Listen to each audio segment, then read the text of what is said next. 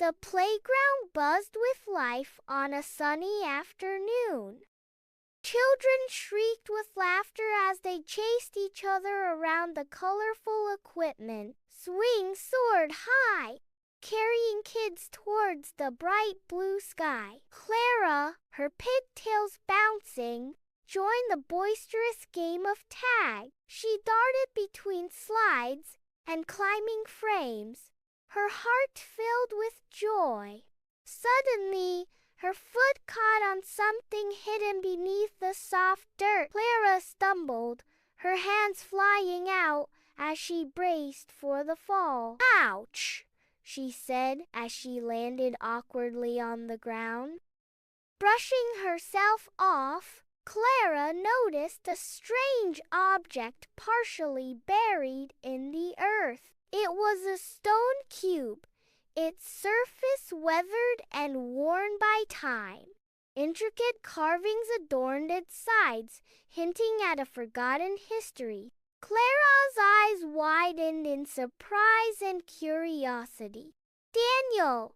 Ethan!" she called out, her voice filled with excitement. Daniel and Ethan, her two best friends, raced towards her. They knelt beside Clara, their eyes fixed on the mysterious cube. Together, they carefully brushed away the remaining dirt, revealing more of the ancient object. "This is old," Daniel said, his voice hushed with awe. "Really old. I wonder where it came from." Working as a team, they gripped the heavy cube and pulled it free from the ground. It was cracked in several places, a testament to its age and the forces it had endured. Ethan pointed to a thin, almost invisible line running across the stone. "It opens," he whispered, his eyes gleaming with anticipation. With gentle hands, they carefully broke the cube apart along the faint line. Inside, nestled within the hollowed-out stone, lay something unexpected.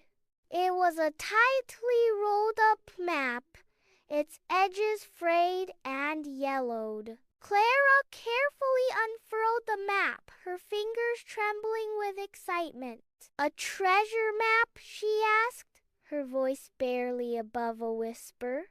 The map was filled with strange symbols and unfamiliar names. Chippewa, Niagara Falls, Niagara on the Lake, Queenston, and 4 distinct stops were marked. A sense of adventure washed over them as they realized what lay ahead. The first symbol on the map led them to Chippewa, a nearby town. They walked along the riverbank, their eyes scanning the surroundings for clues. Finally, they reached an old stone bridge, its arches reflected in the water. Underneath the bridge's base, hidden from casual view, they spotted a marking. It was an arrow, crudely carved into the stone.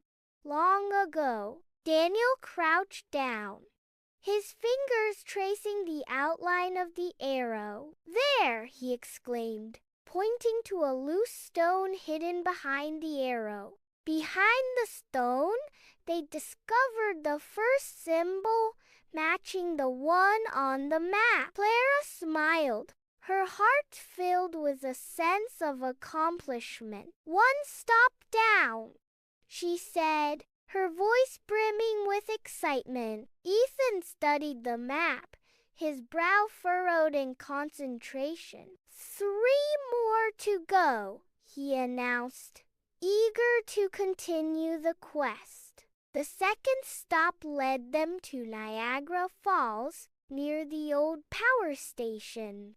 The roar of the cascading water filled the air, creating a misty veil. They searched carefully, their eyes peeled for any sign of the next symbol. behind a metal fence, near a forgotten wall.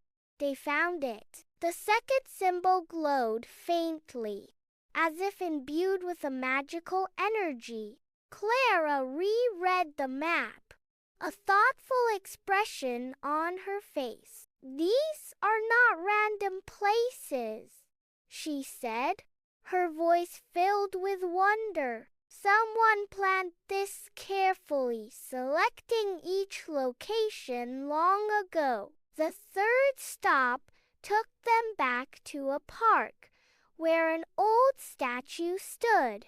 The statue's arm pointed in a specific direction, guiding their search. Ethan followed the line of the finger, his gaze fixed on the distant point. "It's pointing to that tree," he exclaimed, his voice filled with excitement.